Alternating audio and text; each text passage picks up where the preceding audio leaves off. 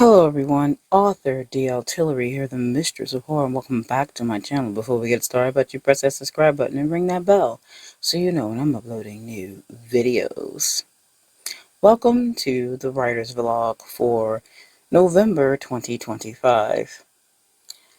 I'm just going to jump right into what's going on, what has been going on for the past couple of weeks, and what's going to happen going forward.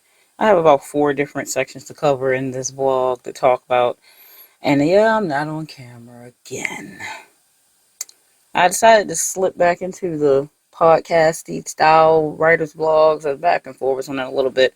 But as you know, my current recording location is up in the air because of the move that I have coming up in the spring. So my office is apart and everything is going to be in a mess and not suitable for recording, honestly, until I move into my new place, which I will talk about near the end of this, so stay tuned for the life update that I'll be doing near the end. There's fun packed all into that. Some things I have talked about a little bit, but I may go into a little bit more depth of the literal racism that I had to deal with and why I didn't move. So let's just start off with talking about the channel updates. So as you know, I closed out Lair of the Mistress, which was my show that I read dark romantic poetry, and it's the show that I have for the 4th Sunday of the month every month for the last 3 years, I believe. I just felt that it wasn't getting the attention that it could get or should get, but it depends on what people feel about poetry and how much traction it would get. So I gave it 3 years, and it had my very minuscule attention, in my opinion. So I decided to wrap it up. Last month was the last episode. I didn't announce that before. That was the decision that I made. It mostly was decided on numbers. It does take a little bit to record those because you're coming up with new poetry every time. So there's 2 things behind why I did decide to move on to a different show that I will be introducing in December. So until that time being, I will be uploading 3 shows a month. And of course, I stream every Sunday and Tuesday. That will remain the same. So there will be something. And I tend to upload shorts now, so short videos. So there will always be a video on Sunday and during the week. Extra videos for doing the short videos. That being said, that's where the channel is. Now, to the reasons why I let it go, I did mention obviously that the numbers weren't turning around. They didn't ever really. I gave it a good amount of time for what it was, and I decided to wrap it up. The other reason is because I did want to introduce another show that I think would get more attention and traction, and also follow suit to what I do here. And that's going to be more of short horror tellings and with visuals similar to Lair of the Mistress, but not poetry based. It's more of a creepy reads Sunday, which I haven't decided on the name for the show yet, but that's what's going to replace Lair of the Mistress, which I think would possibly do better because people do like to hear a short story. So it's going to be like audiobook, but just on my channel. And it's going to always be flash fiction, something along those lines, something that's not overly long to read for video because people have very short attention spans, so they really wouldn't stick around but so long. But stories, they are willing to stick around a little longer. So I'm going to see how and what length works best. So I'm going to try out just some flash fiction first to see how that is received. So look forward to that. I'm going to probably launch that in December. I want to get enough time to write a few of the flash fictions that would be presented. And then at some point, like I did with Lair of the Mistress, I would release a collection of those in paperback form and possibly on audiobook to release to purchase. So we'll see how that goes. It depends on how the series runs, if I'll lean into that later. But that's pretty much what the show is going to be about. All right, so moving on from that, what I'm reading. Because even as a writer, I do love to read. As you know, the Howl and Haunts reading challenge is going on this month. Actually, today I'm finishing up or starting on the next book that I think goes to prompt 3, I believe, because I did do prompt 1, which was for the movie, and I probably will watch a few other werewolf films, but I think that the third prompt is the book that I'm reading now. I started that one already. I did finish the second prompts book, so the first book I read. Finish that. I'll be doing probably a book review on anything that I finished by the third Sunday this month. I will do a book review, probably a multi-book review, since I'm doing the Howl and Haunts, and I should have at least 3 books finished by then, or 4, really depends, because I have 8 books to read. So I kind of wanted to try to do 2 a week. So let's see where I end up with that. I'm not too sure 100 how many I'll have by the time I do my book review video for the third Sunday, but we'll see. Nonetheless, I did get the first book done. I believe it's claimed by the Alpha. I think that's how it is, but there's so many titles with that same name. So it's something like that. And then the second one is, I think, something of the Wild. Let me double check that. The second book is Wolf Gone Wild. So reading that one now. And yeah, that's what I'm reading right now. I have other things to read, obviously, for the Howl and Haunts an Autumn Werewolf reading challenge. So that's what I'm going to be reading, all werewolf stuff. So if you're also doing the Howl and Haunts reading challenge, then let me know below what you're reading for this month of November. And writing plans. Moving right on to writing plans. I am still...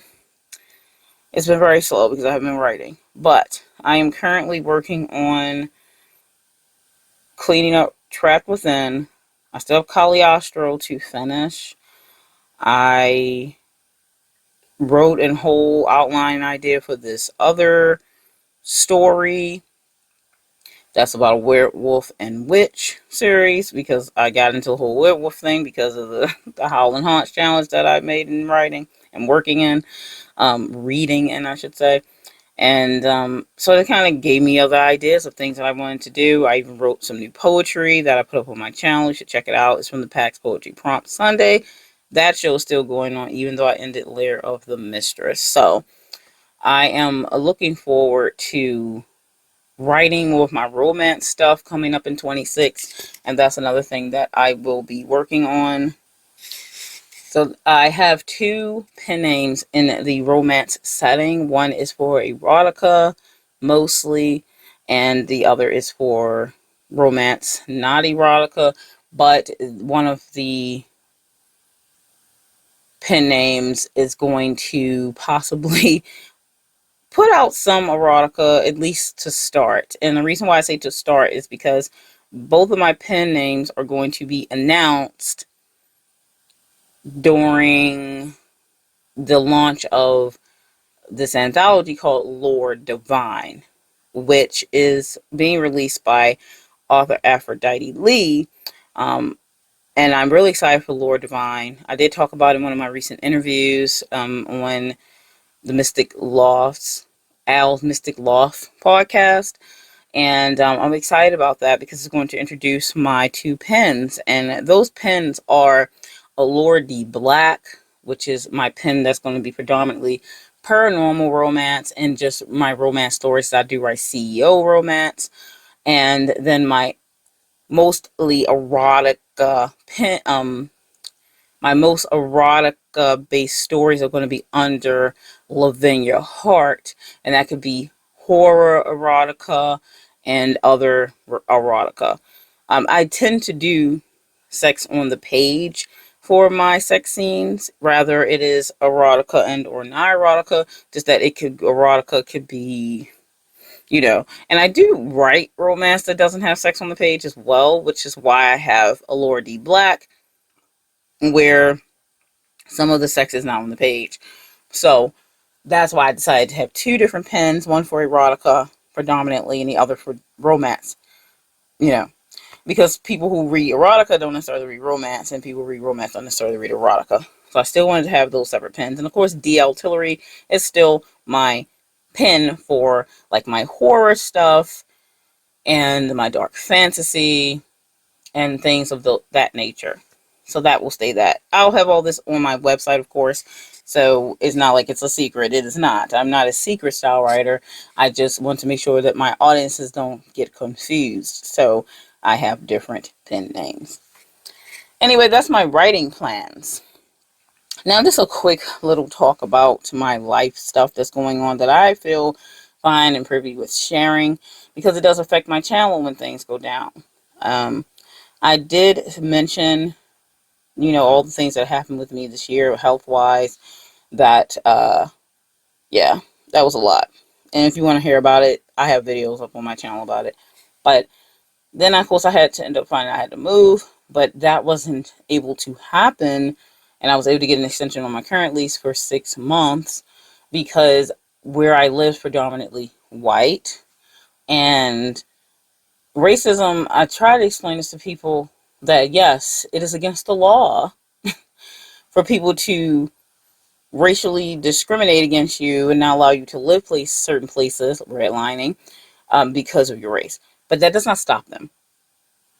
It doesn't make them not do it. They try to find tricky or scheming ways in order to get around it, get away with it, because they don't want you to live anywhere.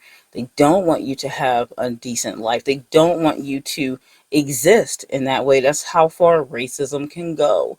I live through it every day. It is a real thing, and it's a real thing we must put up with because there are those type of people. They still exist. They're still here in America. That's how it is. So in this case, we've had problems before, me and my family, when looking for rentals and housing. And I do rent currently. I'm going to purchase, but to be clear for everyone, buying a house is not that simple. Everyone's life wasn't the same. Everyone doesn't have the same amenities. People don't have the same level of money. People don't have the same settings. They can just buy a house. If I could, I really, really would. But I pay way more than most people pay for renting than they do for a mortgage. But that's how that is. You can't just go buy a house because you can afford the mortgage a month. They don't care. They wouldn't have made a system then to stop you.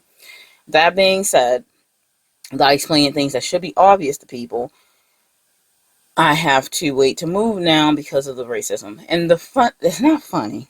But the funny thing is they try to come up with such clever ways to be racist, but without they get away with that. Because they know it's against the law. They know if they directly said what they're thinking, then they would be in trouble. And you could sue them. But during the climate in which our country is currently in, and with the immigration things that are going on, I knew this would happen. Even without the immigration issues that's going on in this country right now, I knew this would happen. Because just being brown-skinned in this country, and it doesn't matter which level of brown skin, people need to seem to get that out of their head. If they see that you have brown skin, they already made up their mind. And the people who are racist, that's how they feel, to be clear. But they don't need a loaded weapon to use against you. And we don't need the country and leaders in the country to help feed that. They feel emboldened to do so. So that's what happened. I knew it would happen. I hadn't had to move for 8 years, but you know, the people are selling their house, so that is what it is. And the frustration is that people like this exist, and they try to stop you from doing the basic thing, like having a house to live in and just living. You're working your butt off out here. You're just trying to live, and they want to throw this bull at you. And they came up with such a clever thing. And it's not that clever, but it's enough for them to get away with it. After applying and paying all the money for application fees because they cost out the butt, they came up with the fact that, oh, 2 of the applications of the 2 of the adults came back that the social security numbers did not match who it was. And I'm like, are you trying to imply we're using fake social security numbers? Why would I need to do that? You're implying that I'm stealing someone else's identity? Really? And but you told us we could get the house. You told us all the things match would be fine. We more than likely would get it. But until we put in the applications and you saw our driver's license without pictures on it, then the whole thing changed. Then you started avoiding calls. Then you avoided my real estate agent that I had. So once you found out what our race was, then we had this made up issue, right? If this was a true story, that two social security numbers of the four applications didn't match, why wouldn't you contact my realtor and get us to refill out those two applications if there was a supposed discrepancy with the two of the social security numbers? If it had been a true story and I had been white, that's what you would have done. So since we know that it's not a true story and you made it up because the owner didn't want people who had brown skin living in their house and you didn't realize we were, so you had to figure something out because it doesn't collectively make sense. Because you made sure to point out when I called, and since I'm speaking as if I'm talking to the person, since I called and now you're faced with the person who you're lying to, you make sure to say the owner never saw any of the paperwork, but they're freaked out and don't want to move forward. So you're saying as a real estate agent, you told them, the owner, that the social security numbers didn't match. You elected to tell them instead of contacting my real estate agent and ask them to have us refill it out since you called it a discrepancy. And when I give the person my social security number over the phone, she says it doesn't match only part of it. So, but unfortunately the owner doesn't want to move forward because he's freaked out. Why would you tell him something you did not clarify yet on your end? So see, it doesn't make sense. You tell on yourself. So, and people say, well, maybe. No, there's no maybe. Because if you hear that story and you think that that's true, then you're more naive than I would know, and also naive to the life that people in this country who have brown skin have to go through every day. So that being said, it's just ridiculous. So moving for us is difficult because it's not about money and it's not about credit scores. It's about, we don't want you living in this area and we don't want you living in this house because we don't want to rent to you. First off, no one's going to tell me where I can live. That won't happen. Secondly, I will have to just do what I did before, find someone who isn't racist. But the problem with that is we don't know who that is. It's such a sad state that this country is. But it's no surprise because of the history of this country. I know this is nothing new, and it will not be the last time. But of course, I keep my head up. And as my family and I will be fine, we'll find a place. But the literal fact that we even have to deal with this is sad. You are who you are. You're born who you are. I'm proud of who I am born as. But you have people who dislike you because you exist. And then they try to stop you from living. That is racism, systemically done. So, for those who believe that it's still not a thing, for those who believe that it doesn't happen, I'm living proof for you that it does. And it never stops just in one type of area or thing. They do it to you in all kinds of ways, and you have to find a way to get around it and rise above it. But I guess we aren't talking about how they should be stopped. Because yes, I've reported it to 3 different agencies that are supposed to deal with that type of thing. There was no callback. There was nothing done. I'm not the first person, and I will not be the last that this happens to. So, real talk. Anyway, that's where the life update is at the moment. One day I'll be able to purchase a house and won't have to put up with at least that part of it. But even in purchasing a house, then you have to go for the loan thing, and you have to find someone who isn't also raises in that setting. It's a lot. And people say, well, it's a fact. I'm 41 years old. I've lived my whole life in my skin. We are not making it up. This is something we have to deal with. So rather you can swallow that and deal with that. That's not really for me to do or to help you do. But yeah. So that's very annoying, but it is something that I will deal with nonetheless. But anyway, my move's postponed until late March. Wish me luck in getting around the racism that is in this country, that is in the area that I currently live. And I'm living in one of the states that is more of a melting pot. But that tends to make people be even more so because they're around people that just don't want to be around you. They don't want you to live where they live. All the things. But nonetheless, my head is held high and I will continue to do so.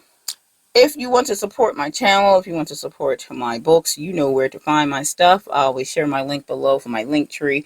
All my books are available on Amazon and other places. Caliostro is available everywhere. It's even available in audiobook. So I am here. Stick with me. And if you're not subscribed and you find this video, please hit the subscribe button because that really helps me out. And watching these videos, if nothing else, definitely helps me get my watch time in for YouTube so my author channel can keep flourishing.